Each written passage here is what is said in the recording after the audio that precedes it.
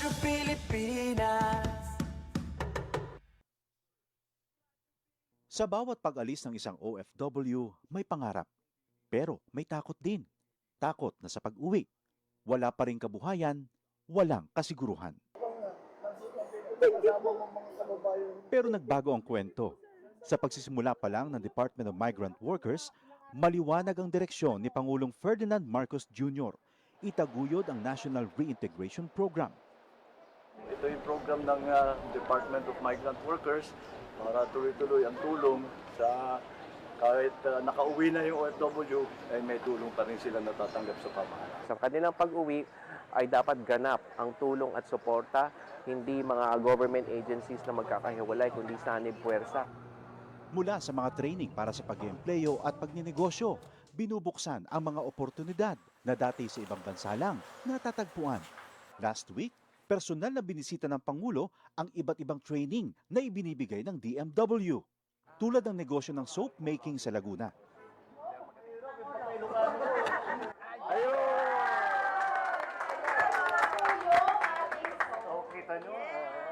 Isa ito sa mga negosyong ngayon nagbibigay ng bagong kita at bagong pag-asa sa ating mga OFW. Isang dating seaman, chef at housekeeping staff. Ngayon, mga negosyante na. Sa pagninegosyo, gumagabay ang Department of Trade and Industry. Ang laki ng ginawa nilang sakripisyo para magtrabaho sa ibang bansa. Tinatawag natin silang bagong bayani. Tapos dapat naman, pag uwi nila, mayroon din tayo may tulong sa kanila para patuloy naman ang kanilang anak. Sa buong bansa, tuloy-tuloy ang trabaho. Isa-isang inaayos sa mga bagay na nagpapagaan sa buhay ng mga Pilipino. Ang pag-uwi para sa mga OFW, hindi nakatapusan, kundi isang matapang na simula para sa ating mga bagong bayani. Ito ang Presidential Broadcast Service. Radyo Pilipinas. Radyo Publiko Ng bagong Pilipinas para sa bagong Pilipino. Naghahatid ng mahahalagang balita at impormasyon na guugnay ng pamahalaan sa sambayanan. Tulay sa himpapawid ng serbisyo publiko. Radyo Pilipinas. Radyo Publiko. Ang boses ng Pangulo. Sa Iloilo, Radyo Pilipinas. 585 AM. Philippine Standard Time, alas 10:10 sa aga. Dali na, tukibonta ang Western Visayas. Dali na, tukibon ang mga solusyon sa problema. Pinaagi sa siyensya at teknolohiya. Sa siyensya, teknolohiya at inobasyon. Dali na, tukibonta ang Western Visayas. Dali na, tukibon ang mangugar sa rehiyon. Libuton tahibaluon ta kasaysayan kalulura. Tukib, tukib, tukib, Western Visayas. Tukib, tukib, tukib, tukib, tukib, Western Visayas. Magpamati na sa Tukib sa Radyo Pilipinas Iloilo kada Miyerkules, Huwebes kag Biyernes alas 10 tungtong alas 10:55 sa aga. Tukib! Dali na, tukibonta ang Western Visayas. Mabuhay Pilipinas, mabuhay Western Visayas. Dali na, tukibonta ang Western Visayas. Maayong aga Luzon, Visayas, kag Mindanao. Live nyo kami nga mabatian sa 585 kHz sa lilisuan sang inyong mga radyo kag sa Radyo Pilipinas Iloilo Facebook page. Dali na, tukibonta ang Western Visayas. Adlaw kita sang Huwebes, May 28, 2026. Welcome sa panibago naman nga episode sang programa Tukib, ang Science and Tourism Program sang Radyo Pilipinas Iloilo. Tukib, Ako ang inyo katukib, Hope Torrechante. Visayas. Tukib, tukib, tukib, tukib, tukib. Tukib, Western Visayas mga kaabyanan, as always, diri sa programa Tukib, ang Science and Tourism Program sang Radyo Pilipinas Iloilo. Tukibon ang mga solusyon sa problema. Pinagi sa siyensya kag teknolohiya. And speaking of science and technology, mga kabiyanan, ang Department of Science and Technology, Western Visayas, headed by, of course, Engineer Rowan Hilonga, Libutong tahi baluan ta kasaysayan kakul ginpatpat no ang 4 ka pillars sa ginatutukan no kon prioridad sa Department of Science and Technology. Ano bala ang 4 ka pillars sa Department of Science and Technology nga nagagiya no sa departamento or sa regional office para mahatag no ang nagakaigo nga serbisyo sa mga pumuluyo gamit of course no ang science, technology and innovation. pinagi sa siyensya kag teknolohiya. So later patpaton naton mga kaabyanan ang ining 4 ka pillars nga nag-guide no sa DOST Region 6 sa paghatag sa mga programa, proyekto, initiatives sa aton nga mga pumuluyo. Of course, hindi dira no magatapos ang aton nga pagpatpat sa Department of Science and Technology Region 6. Libuntang Western Visayas. Kay aton man nga istoryahan, ano bala ang mga ginapabugal no nga mga Western Visayas. research laboratories diri sa aton sa Western Visayas, partikular man no diri sa Iloilo City. And syempre, ano bala, may epekto bala ining shortage no of scientists sa science, technology and innovation diri sa Region 6. Hibaluon naton of course with Engineer Rowan Hilonga. Sa problema Kay ti na mention ni RD no sa isa ka event no nga may ara sang shortage o kun kakulang sa numero sa mga scientists diri sa pungsod Pilipinas. And with that no pahayag niya nga dapat paspasan ang pagpangita no patubas sa mga scientists innovators no engineers diri sa aton sa Reyon 6. Tukibuntang Western Visayas. So in relation to that, may epekto ayhan ina no sa innovation no sa kultura sang inobasyon diri sa aton sa Reyon 6. And if we have enough facilities no opportunities para sa mga nagatuyo, especially yung mga kabataan naton nga nagahandom no nga mangin isa man ka scientist, engineer o kun innovator sa palaabuton. Tukibon ang mga solusyon sa problema. So, bantayan ni na mga kaabyanan with the Department of Science and Technology Regional Director, Engineer Rowan Hilonga. Tukibon ta ang Western Visayas. Tukibon ang mga lugar sa rehiyon. Libuton ta. By the way, mga kaabyanan, no, antes naton patpaton ang pinaka-latest sa lakat sang panahon kag of course sa aktibidad sang Bulkang Kanlaon. May ara lang kita no sang announcement gikan sa ato naman nga Office of the Provincial Disaster Risk Reduction and Management Officer sang Province of Antique, pahayag no sang OPDRRMO Tukibon ang mga solusyon sa ngang ilang old account no ang PDRRMO Antique account ang nahack. Unfortunately, mga kaabyanan, nahack no ang account, old account o kon page sang PDRRMO Antique. So nagahimo sa karon sang mga pamaagi agud nga ma-retrieve, ma-recover ang nasambit nga account as soon as possible. Kay ti didto mga kaabyanan no na-establish na ato sang PDRRMO Antique, and at the same time yung mga announcements, accomplishments no sang opisina naka-post no sa nasambit nga page. So ang mga official updates, announcements no kag iban pa nga mga impormasyon, Tukibon ang mga solusyon mga emergency operation no, please follow kag i-support ang bag-ong account no sa PDRRMO Antique, PDOP or OPRRMO Antique. Lugar sa rehiyon, libutong tahi baluan. Nako, no? Sino ayan nag-hack sa nasambit nga account, no? Unfortunately, hindi ma-access subong ang account, no, sang PDRRMO Antique, but mayara sila subong sang ginubra, no, nga bag-o nga samtang, no, gina-recover ang ila nga old account. So please, no, mangin wary kita, mangin alerto kita sa mga impormasyon nga nakapost, no, kay especially sa old accounts ng PDRRMO Antique. Basi bala may mga i-post tapos hindi pa wala pa gali to na recover sang mga katapos ng PDRRMO. So please, no, mangin vigilant kita sa mga impormasyon nga makita naton online. Tukibonta ang Western Visayas, dalina.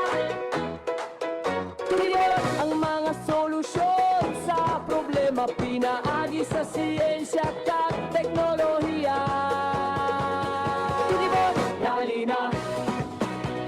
Meanwhile, mga kaabyanan, as mentioned, May 28, 2026, subong adlaw, and subong man, no, nagasugod ang National Flag Days.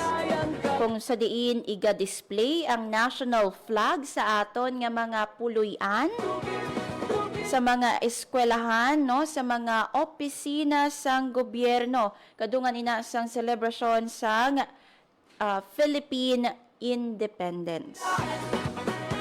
So, sugod subong ha, May 28, ginakabig na ina nga National Flag Days.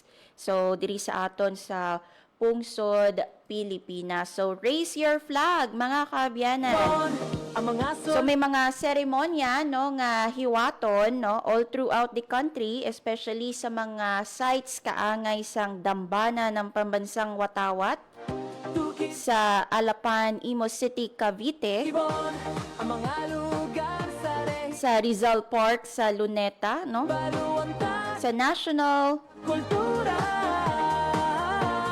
Historical Commission, Museo nina Marcela Marinho at Felipe Agoncillo sa Taal, Batangas, kag sa Monte Park, Cavite City.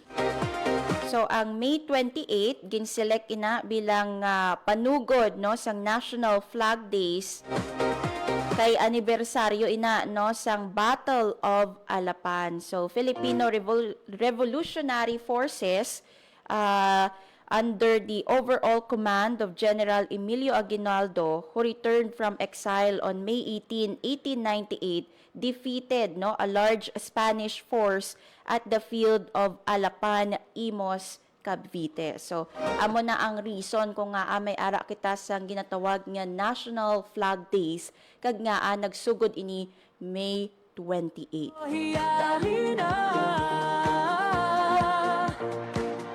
Tukibon ta ang Western Visayas. Tukibon ang mga lugar sa rehiyon. So, mag-continue na mga kaabyanan until June 12, Independence Day. Tukib Western Visayas. Meanwhile, mga kaabyanan, nato na nga i-check ang lakat sang panahon kag Tukibon ta Western Visayas. check man nato, no, ang aktibidad sang Bulkang Kanlaon. Kay padayon naton nga paalerto, no, nga aton nga mga kauturan, especially dira sa baba sang Bulkang Kanlaon, or rather sa tiilan, no, sang Bulkang Kanlaon. Luanta, kanlaon bantayan, alerto kita, stay safe, stay ready, pamatian na.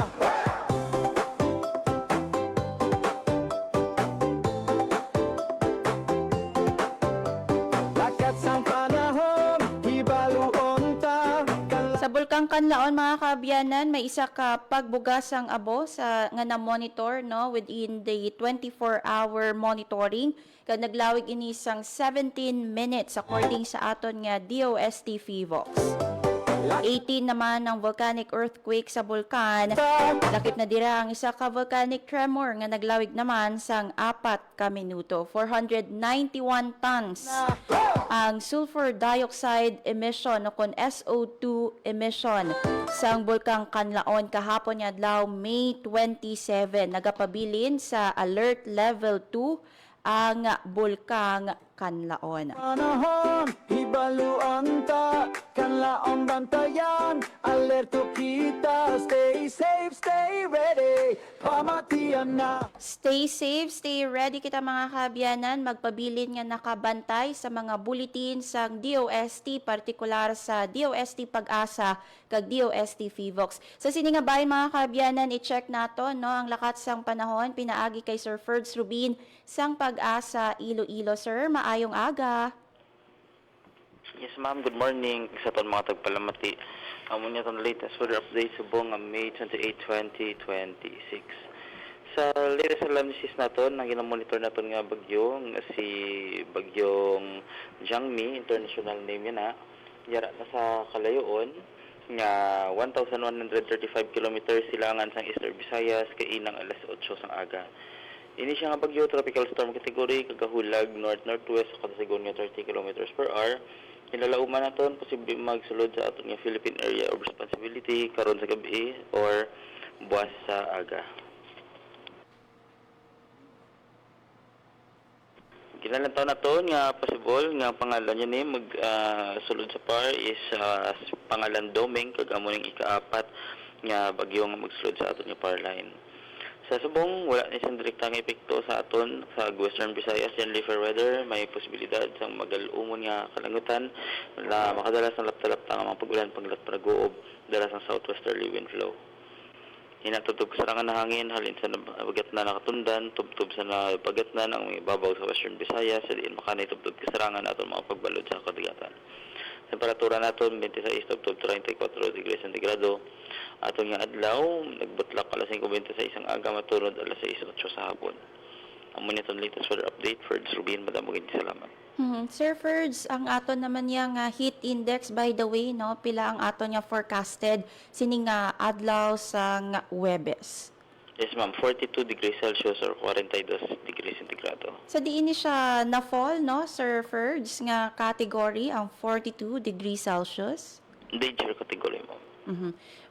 Meanwhile, sir, no, na-mention ni mo nga generally fair weather ang weather no diri or lakat sa panahon diri sa aton sa Western Visayas, but sir no i-confirm ko lang once nga magsulod sa Philippine Area of Responsibility ining ginalantaw no nga weather disturbance o kung si Domeng kung mangin isa ka bagyo, may epekto na bala ini sa aton sa Western Visayas. Perhaps Western Visayas wala ma'am kay malayo ni siya sa aton, pero possible nga makabutong ni siya sang hangin nga southwesterly wind flow nga makadala sa mga pagulan-ulan sa sunod yung mga inadlaw labi na gid sa weekend.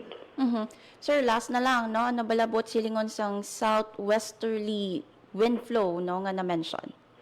Ang may siyang daw parehas man sa hangin, habagat nga southwest nga direksyon ng hangin nga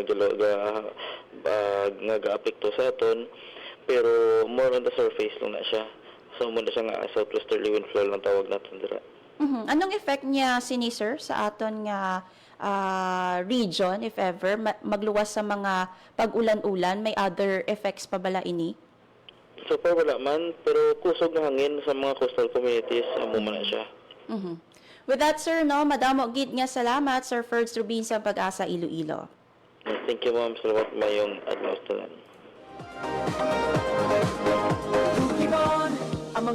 Na batian mga kaabyanan si Sir Ferds Rubin sang Pag-asa Iloilo. So generally fair weather no sa pihak sang pamahog sang ginabantayan nga weather disturbance no na posible magsulod diri sa aton sa Philippine Area of Responsibility tonight o kung tomorrow, no? Pero mga kaabyanan, bisan nga generally fair weather, hindi na bot silingon nga mainit na no all throughout sa nga adlaw. But rather, i-expect sa gyapon naton ang posibilidad sa nga pagtupa sang ulan kaya sa mga sa effect sang southwesterly wind flow nga na-mention kaina ni Sir Ferds Rubin. So magdala sang payong, kapote Solusyon sa bilang proteksyon kay sa pabag-o-bag-o nga panahon posible ang trangkaso. Tukibonda ang Western Visayas. Philippine Standard Time mga kaabyanan, 10:28 sa aga. Sa aton nga pagbalik aton na nga istoryahan ang pillars sa nga Department of Science and Technology, mga research laboratories diri sa aton sa Western Visayas. Tukibonda ang Western Visayas. And at the same time, bala ang lauman for the AI Fest 2026 kag ang epekto mayara ayan sang epekto sa Region 6 sining shortage sang scientist sa aton pungsod Pilipinas. Bantayan mga kaabyanan sa pagbalik sang Tukib. Sa problema.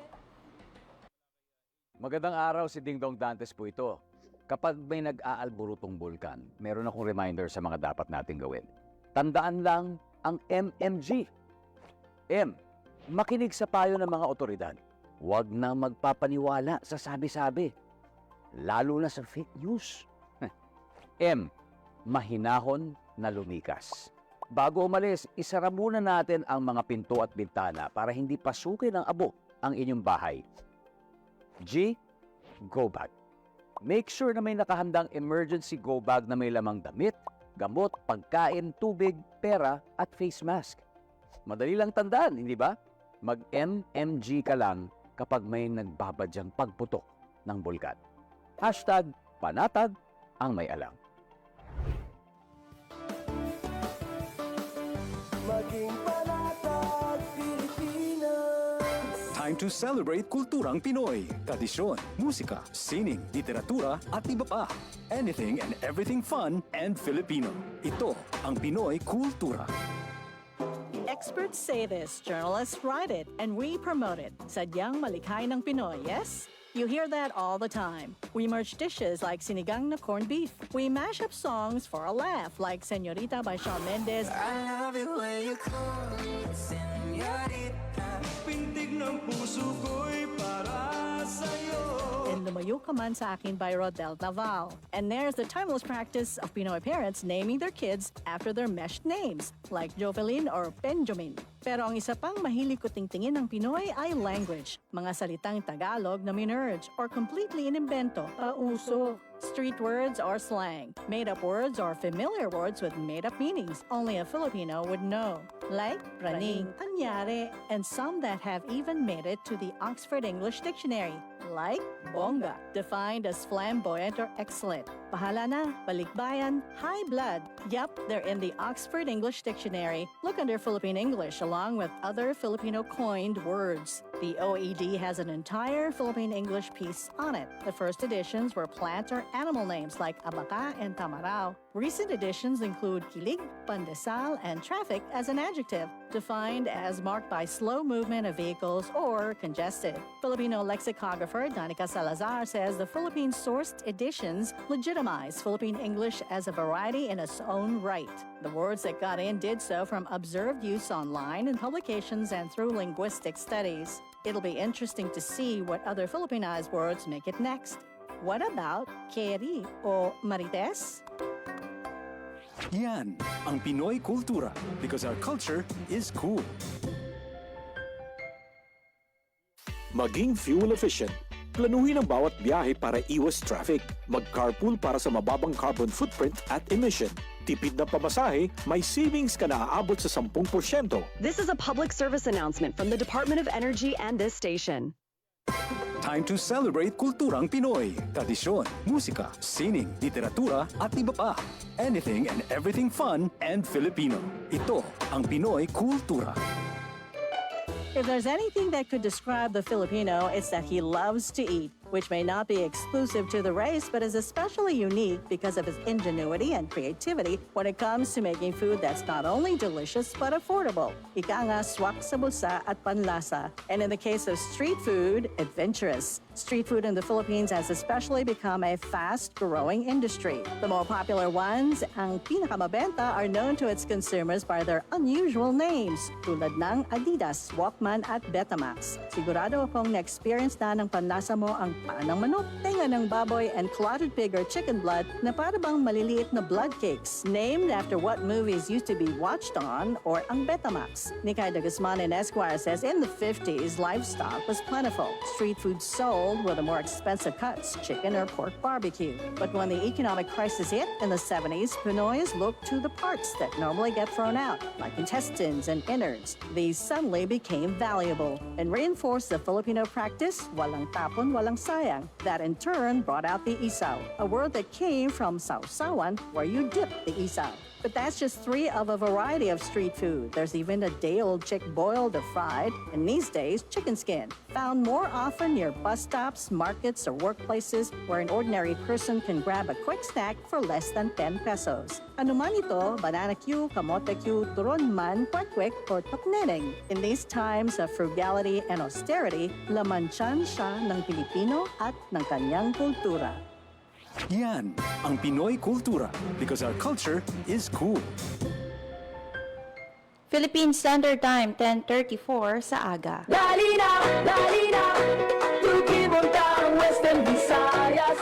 Sa gyapon mga kaabyanan, ining programa Tukib ang Science and Tourism Program sang Radyo Pilipinas Iloilo. Pinaagi sa Sa sining tinyon mga kaabyanan, mas kilalawon pa naton ang Department of Science and Technology Western Visayas. Siling gani no ni Engineer Rowan Hilonga, ang Regional Director sa Department of Science and Technology Region 6. Magamay lang nga ahensya ining DOST. Pinaagi sa siyensya. Pero madamo sang pwede maubra para sa komunidad. Tukibonta ang West. Small battery ball gali no ang Department of Science and Technology bangod Tontahi baluan. sa pihak sang ilang size no.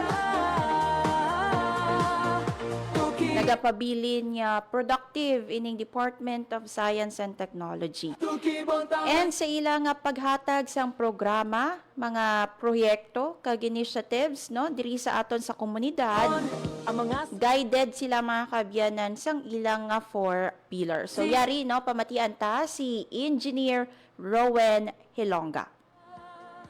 Indihan ang trabaho sa DOST pamaagi sa ginatawag sang aton subong secretary, si Secretary Rene Solidum nga strategic pillars sang DOST. Kakuna taon siya nimo, 4 siya ang major ka strategic pillars naton. Of course, sa dalom sina may ara kita governance ka pillar. But kung nataon siya naton ang hambal sang Department of Science and Technology, isa ka pinaka-importante namon nga trabaho among ginatawag naton nga wealth creation. Kinahanglan naton mag-create sang wealth sa aton nga mga business and industry sector so that we can attain sa ginatawag naton nga economic progress and development. No? So very important siya sa aton. Ang second naton would be ang ginatawag naton nga wealth protection. Kang ini ang importante sa aton. Kay nakita sang DOST nga biskan manami ang imo income subong nga adlaw pagkabuas ng bagyo kita, ginbahaan kita, ang wealth nga na-protect nga na-create naton, nadula na siya dayon. So balik na naman kita sa puno, kumbaga, no? So we have come to realize nga hindi lang wealth creation ang importante. Equally important or even more important ang atong ginatawag nga pillar on wealth protection. Kinahanglan proteksyonan naton ang atong nga manggad bilang isa ka pungsod. Kung maanami ang aton nga wealth creation, kada protektahan naton siya, ay iya sila padulungan amo ang human well-being naton, no? So, kung isipon naton, both wealth creation ka protection, mga pamaagi lang para nga ma-attain naton ang ginatawag naton nga human well-being, ang well-being sa tanan nga mga Pilipino. Kaginalan to sa DOST, nga ang ato nga human well-being, hindi lang para sa subong nga mga henerasyon sa mga Pilipino. Gusto man naton, nga ang aton nga mga development efforts will not undermine also the well-being of the future generations of Filipinos. Katungod sina, ika-4 naton nga pillar, ang ginatawag naton nga sustainability. So kung nataon na mo, simple lang ang trabaho sa DOST. No? We would like to foster wealth, gusto naton nga maamligan, no, maproteksyonan ang wealth again create naton. Gusto naton nga eventually ma-attain naton ang maayo nga human well-being sa tanan nga Pilipino, subong kag sustainability in the sense nga gusto ba naton suportahan ang well-being sa future generations of Filipinos. Ano ba lang ginahimo naton when it comes to wealth creation? So, ang isa sila ka pinakadamo nato nga activities amo ang pagkandak sa nagakalain-lain nga research, development, and innovation activities. No? So, tungod sina, diri sa Western Visayas in particular, ginasuportahan naton ang pag-put up sa nagakalain-lain nga mga research centers. Bis April, no, kag sa aton nga mga kasibanwa. So, isa kita sa mga rehiyon nga medyo madamo-damo na ang aton nga mga research facilities. Medyo madamo na kita sa scientists i-compare sa iba ng mga regions, ginapabugal gina siya naton, no? Kag tungod sina nagamat-amat kita generate sang madamo nga technology nga pwede siya gabiton sa aton kasimanwa, sa aton mga communities in order to create wealth, no? So that's why ang aton nga research is very very important for us because sa pag come up sa pag-discover sa bag-o nga mga technology, amo ni ang pwede ka-address ang aton nga mga development challenges not only for business and industry but even for our communities, no? So under sa research and development, hindi ko na lang pa isa-isahon, maybe sa ulihi karon sa dugay-dugay sa aton na question and answer portion, mapatpatan man nato ng iban pa naton nga mga research activities naton. But gusto ko lang ipabalo sa inyo nga may mga research centers kita nga hindi mo makita sa iban nga mga regions, no? So like for example, diri sa Iloilo City, in particular sa University of San Agustin, we can consider nga aton nga drug discovery and development nga mga facilities sa research is actually one of the best in the country, no? So kompleto ato sila nga mga laboratory equipment, kompleto aton nga mga scientists, no? Madamo kita sa mga baling scientists. Kag may mga state-of-the-art facilities kita nga ang nagagamit hindi lang ang taga Western Visayas but ang mga scientists even coming from Metro Manila and other parts of Luzon and Mindanao, no? Sa Central Philippine University, we have one of the best facility for packaging development and packaging testing, no? So medyo outside of Metro Manila, amula na sa makita naton nga packaging testing laboratory, no? So importante ni siya para suportahan ang aton nga packaging requirements sa aton mga magagmay kag medium size nga mga business enterprises. Sa CPU makita man naton ang ginatawag naton nga wind energy laboratory. So outside of Metro Manila, medyo kita lang sa Mindanao ang may wind tunnel. Kag pwede na siya naton magamit para mag-design sa mga wind turbines nato na gagmay, no? Natindihan.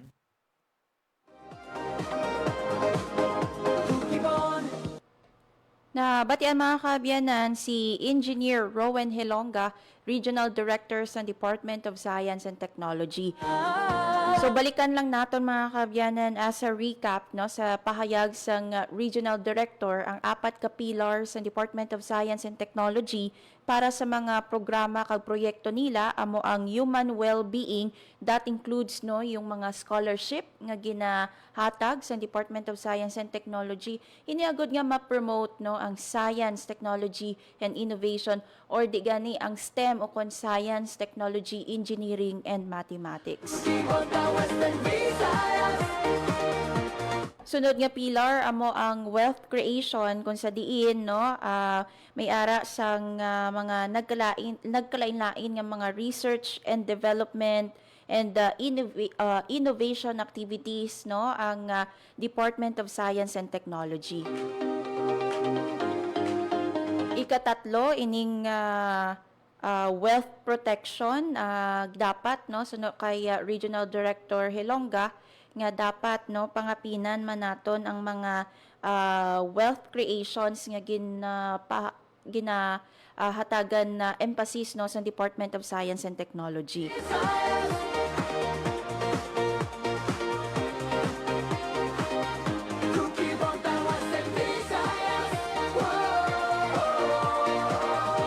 And ang last nga pillar mga kaabyanan, amo ina ang sustainability nga dapat smart and sustainable ang aton nga mga komunidad.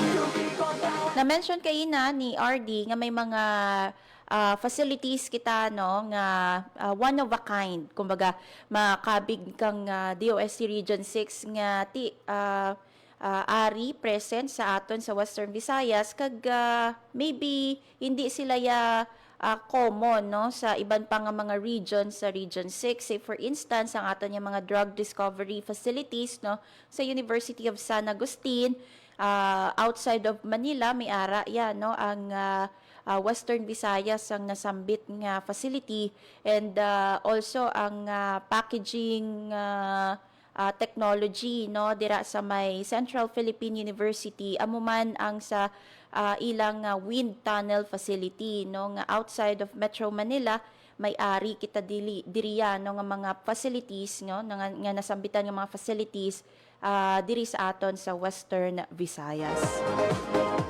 Ibon ang mga solusyon sa problema, pinagi sa siyensya kag Meanwhile, mga kaabyanan, no, sa pagpadayon sang aton nga paghibalo no sa mga aktibidad kag at the same time perspective sa Department of Science and Technology, yari pamatian ta no sa gihapon si Engineer Rowen Hilonga.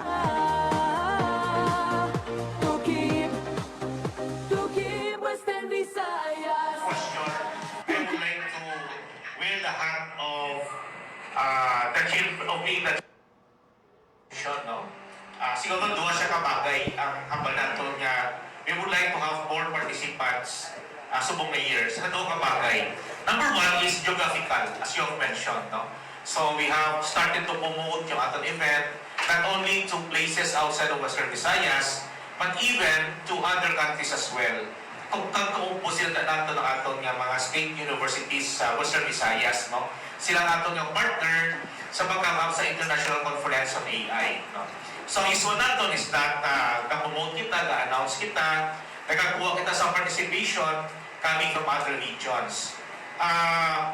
Yung second siguro na way of really coming up with more participant is that even if hindi lang siya sa geographical area, but on the sectors that we are involving with. Like for example, Subong, we would like to highlight on the economic importance and contribution of the creative sector. I'm not sure if you're aware na yung games, for example, the sector is such a huge sector. I'm not referring to the games kagambling related, but yung mga esports, yung mga local games natin, is such a huge sector sa Pilipinas. And we would like also to position Iloilo as one of the major hubs where we can develop some e-games. No? That's why, Subong, for the first time, we're coming up with a component sa aton nga AI Fest na competition on local games development. And then, kung sila na focus is really on how to highlight local nato na culture and heritage. No? So, the participants will of course be coming from not only Western Visayas but all over the country. But even at the region, ina siya na sector, wala na siya nato na capture before last year during the AI Fest. So Subong, ako nang ginambal ako niya hindi lang geographical but also sectoral. So we expect, for example, for this year, there will be a lot of students who will be participating sa ating AI Fest. Unlike last year, na medyo kalabanan mga professionals. Pasubong tungkol kami kung may component kita on robotics, may component kita on e-games, no? So we expect na mas manamo hindi hamak ang ato ng participants. Even if most of them rather will be coming from Western Visayas. No? So doon ang ato target. Geographical expansion, kag sectoral, no? So that mas manamo ang pwede mag-participate sa atong Artificial Intelligence Fest. May target kita, RD, nga participant for this year's AI Fest. And if may ara kita data, pila ayan last year ang nag-join? Last year, nag-range kita from 300 to 400 participants. No? Wala na siya atong nalabot last year. No? So, buong year, we're hoping we can get at least 2,000. Although, tignan mo siya ng mga activity. Sa technical conference, medyo nag-worry kita, no? Because of the Middle East crisis, no? Kag sa mga memoranda sa national government, encouraging all of us to come up with cost-cutting measures. Ang dila, kinanda maikong ato ng mga budget for travels, no? Kag attendance sa among mga events. Kasi it is something na gina-factor in na naton sa attendance sa atong technical conference. That's why, so mga year, yung atong mga target is that we maximize yung opportunity for the local population natin sa Western Visayas. And for the other components, we hope also to stream ang atong mga events so that those who cannot attend physically because of the limitations sa atong travel funds can actually still participate sa atong EI Fest virtually. So that is one thing that we would like to have also.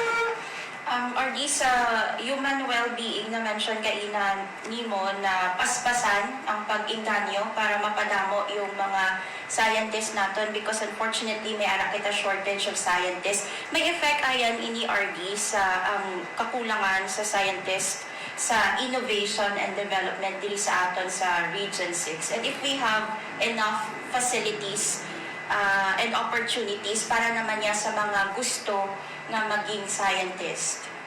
I think ang Western Visayas, medyo one kita sa mga leading regions when it comes to really having the most number of scientists, researchers, and engineers, no? Essentially because ang Western Visayas is really one of the major educational hubs in the country, particularly, of course, Iloilo City. Dili ang UP Visayas, dili ang West Visayas State University, one of the leading universities sa life sciences, no, basta medicine, kag nursing, and of course, education. West Visayas, leading gid, kamangitang isa nato sa ato nga mga performance sa board examination. We have a lot of very good state universities aside from WVSU. We have ISATU, no? ISOFIS, Beniso kita, not mentioning ang ato nga state universities sa Aklan, sa Capiz, sa Antique, kag sa Giwaras, no? So, essentially, Western Visayas is really an educational hub siya naton. And we know that because there are a lot of students coming from other regions that are studying here sa Western Visayas. So ang ato sa kinahimo is really ensuring na most of them are pursuing science and technology courses. Due to limited budgets ng DOST, but ano naman nga gamay lang ang allocations ng DOST, wala na ito ginalimit ang ato ng pag-encourage sa mga students to pursue S&T careers, paagi lang sa ato na scholarship program. So we have activities like popularizing ang ato na S&T, yung STEM courses naton, or STEM subjects, so that even if they don't get scholarship support from the UST, they will still be encouraged to pursue science and technology courses naton. No? So, nakapartner kita sa mga amat-amat sa ibang organizations like DEFCON, kaya gusto natin i-promote ang robotics and hopefully may encourage siya na ang mga students makapursu sa scientific careers. No? We are hoping that later on, mag-organize kita sa tours sa atong ding planetarium, for example, sa Philippine Science High School. So that if they don't pass the scholarship exam, mapisit na yapon nila ang pagpursu sa science careers natin.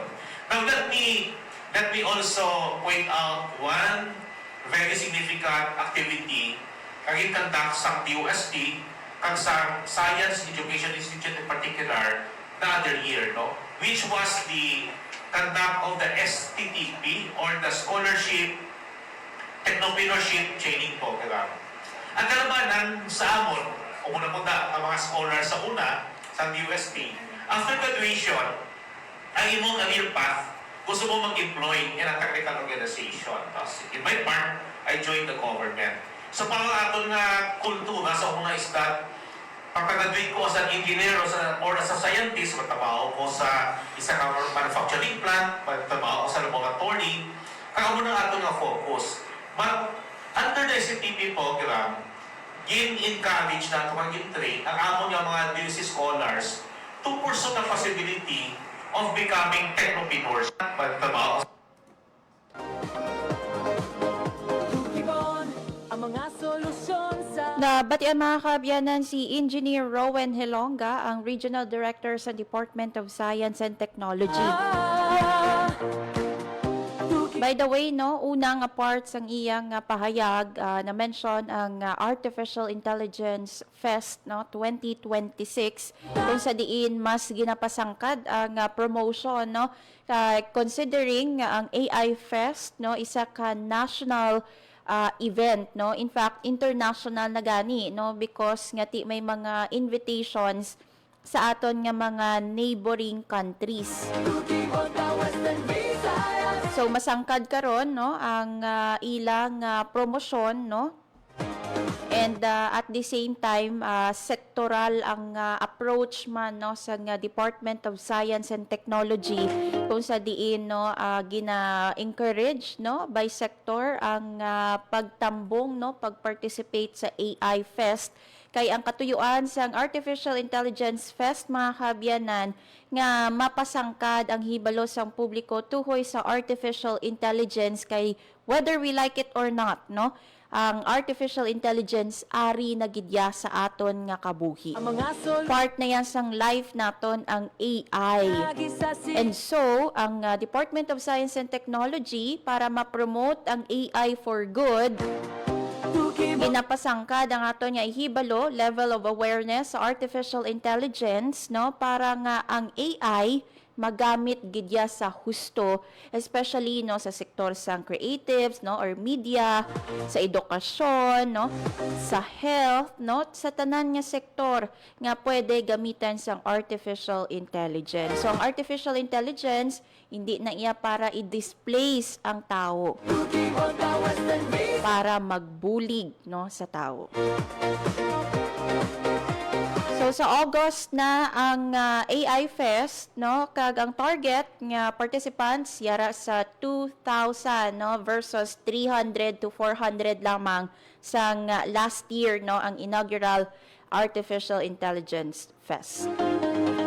Meanwhile, no, sa bahin naman sa scientist shortage, no, ginapabugal ni RD Hilonga nga ang Western Visayas nagapabilin nga educational hub.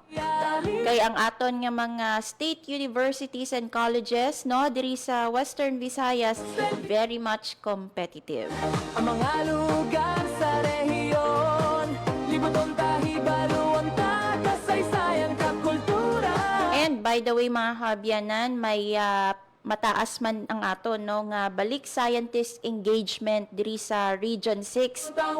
Yara sa mga more or less 14 ka mga balik scientist no ang nag-engage diri sa aton sa Region 6. Ang mga balik scientist naton mga kaabyanan no, ginasudlan na nila academe or other institutions like the local government units para nga magbulig no sa mga nagkalain-lain nga mga concerns sa mga pumuluyo.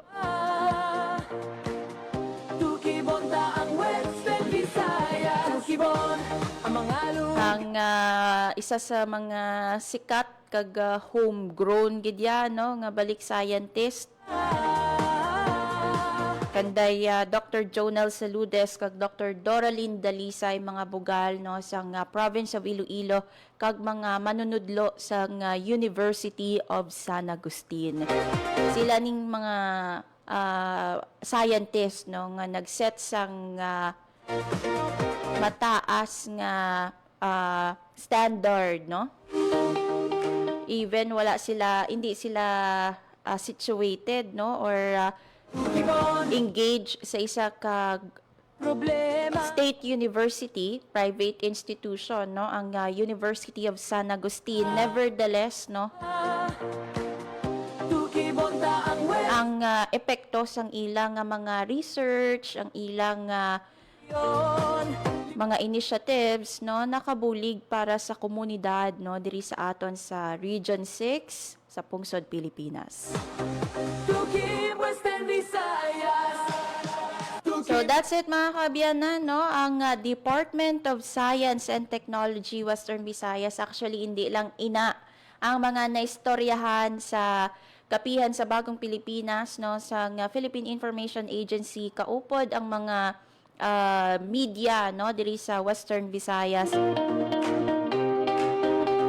But amo lang ina ang aton nga ginpalayag sa aton nga mga kauturan kay kulang mga kaabyanan ang 1 ka oras para sa Department of Science and Technology bangod sa mga sa kadamuon no sang ilang nga programa para sa mga pumuluyo.